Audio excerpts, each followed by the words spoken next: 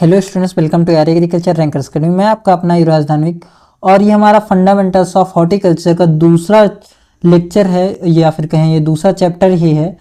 ठीक है, जिसमें हम हॉर्टिकल्चर क्रॉप्स को पढ़ने वाले हैं और ह्यूमन न्यूट्रिशन यानी बागानी फसलें और मानव पोषण को पढ़ेंगे। तो सबसे पहली चीज़ जो आती है जब हम न्यूट्रिशन की बात करें तो वो उसमें आ जाती है डाइट, कि डाइट क्या होती है। देखिए इसमें लिखा तो नहीं, डाइट वो होती है जो भी चीज़ें खाते हैं वो सब हमारे डाइट के अंतर्गत आती हैं, यानी कि आहार कहते हैं उसे हम। ठीक है, तो fruit and vegetable play an important role in balance diet. देखिए ये इम्पोर्टेंस की बात कर रहे हैं यहाँ पर हम। ठीक है, they provide energy, essential protective nutrient and vitamins. Hindi क्या है इसकी? तो हिंदी ये कहना चाह रहा है कि फल और सब्जियां संतुलित आहार में महत्वपूर्ण भूमिका निभाती हैं और साथ ही ये ऊर्जा के साथ साथ आवश्यक सुरक्षात्मक पोषक तत्व और विटामिन प्रदान करती हैं। तो जो हमारा डाइट होता है, हमारा भोजन होता है, ये क्या करता है? हमें ऊर्जा प्रदान करता है, हमें सुरक्षात्मक पोषक तत्व प्रदान करता है, विटामिन प्रोवाइड करता है। ठीक है, और सुरक्षात्मक पोषक तत्व तो मतलब जैसे कोई भी, जैसे वसा हो गई, वसा भी तो फैट्स बनाती है और फैट क्या करता है? बाह्य आघातों से बचाने की, जो बाह्य आघात होते हैं उनसे हमारी रक्षा ही तो करता है।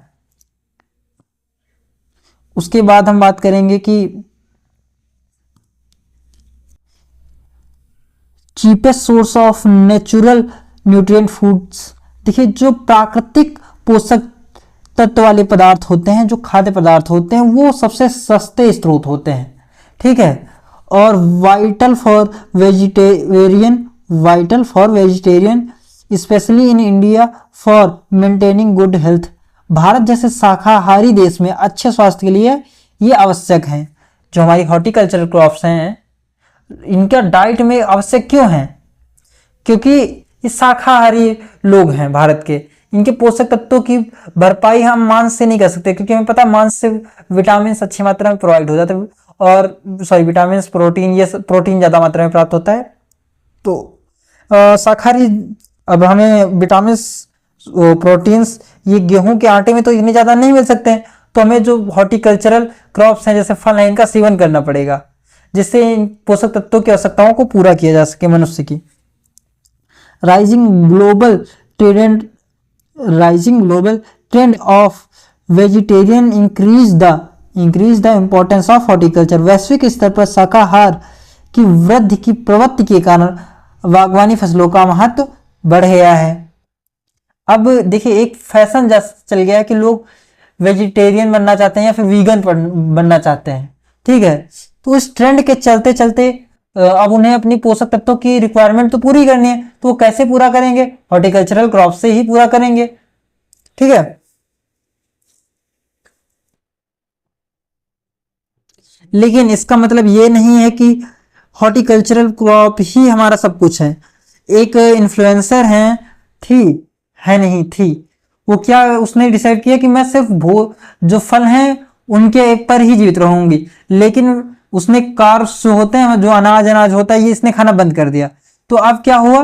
वो सिर्फ फलों का सेवन कर रहे थे, जिससे उसकी मृत्यु हो गई न्यूट्रिशन माल फंक्शनिंग से। ठीक है, तो आप सिर्फ एक सोर्स पर रिलायबल नहीं हो सकते। न्यूट्रिशन का मतलब होता है ब्रॉडर पर्सपेक्ट, जिसमें बहुत सारी चीजें आ जाती हैं।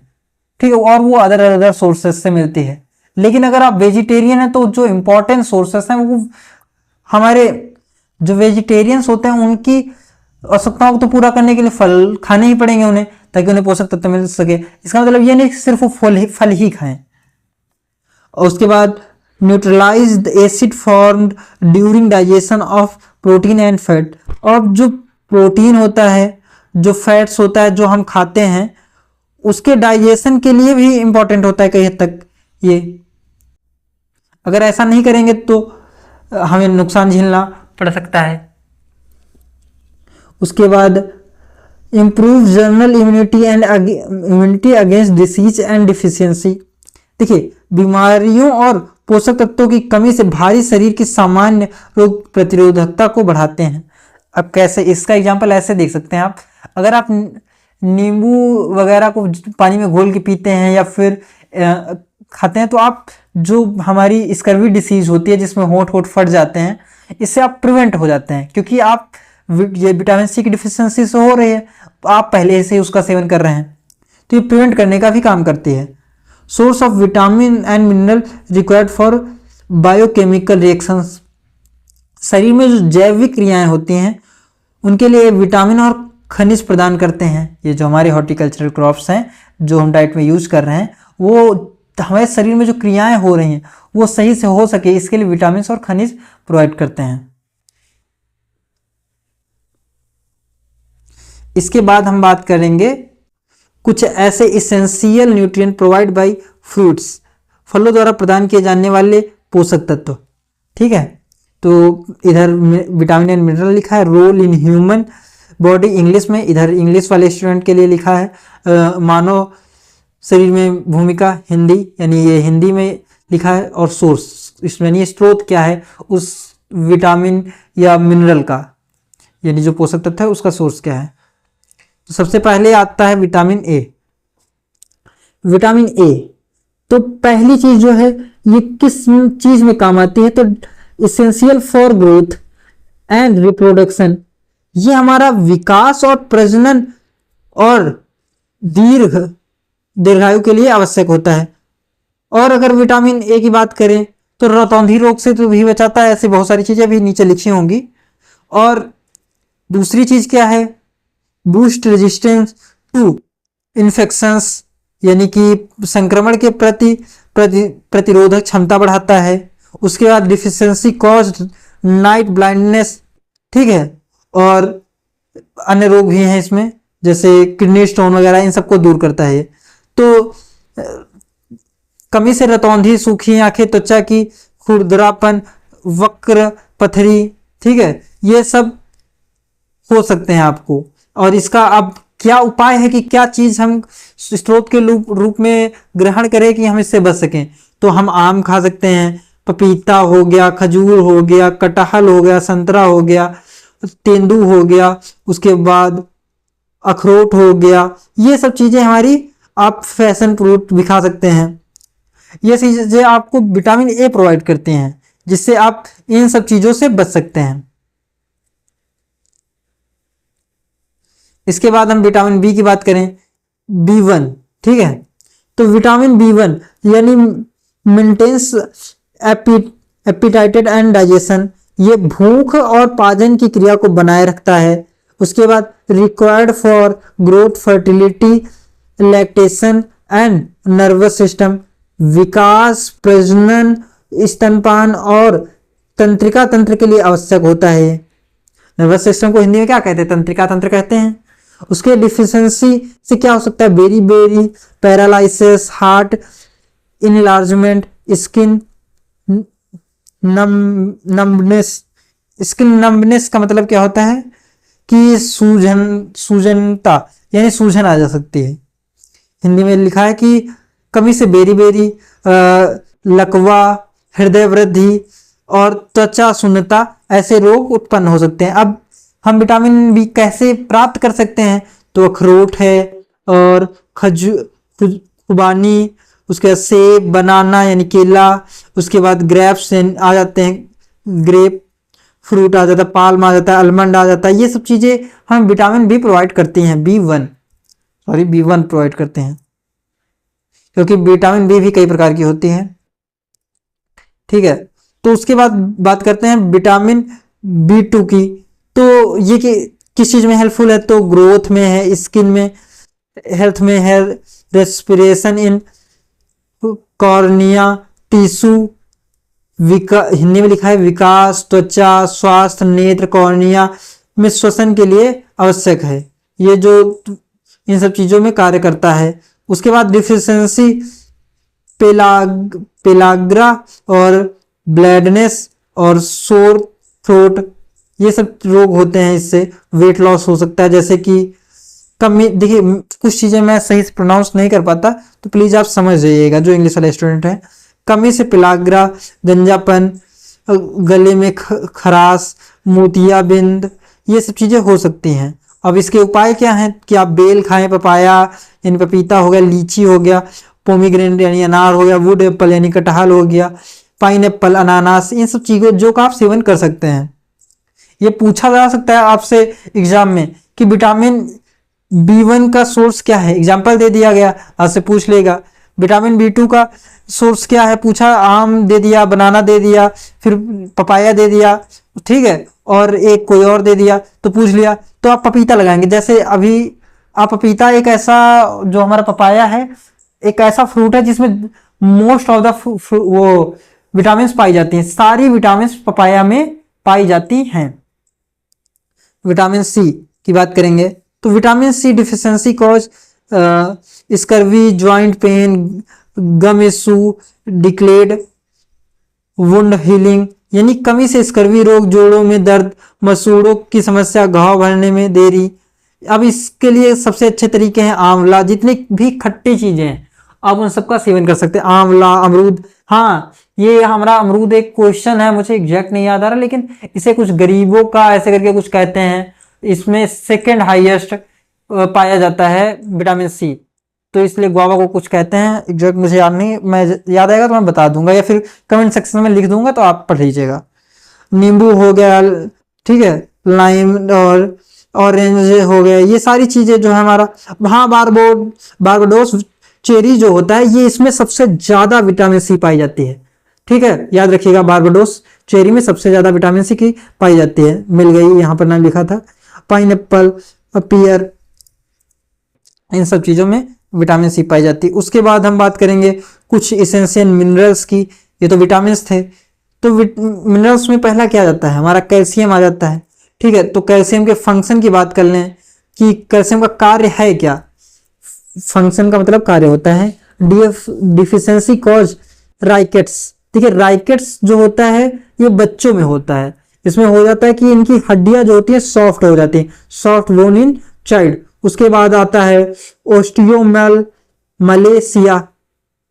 मलेशिया, ठीक है। इसमें क्या होता है कि जो अडल्ट होते हैं यानी वयस्क होते हैं उनकी हड्डियां कमजोर होती हैं, सॉफ्ट हो जाती हैं। Soft bones in adult, Hindi में भी वही चीज लिखी है कि इनकी कमी से बच्चों में रिकेट्स एंड वयस्कों में ओस्टियोमाइलेशिया होता है।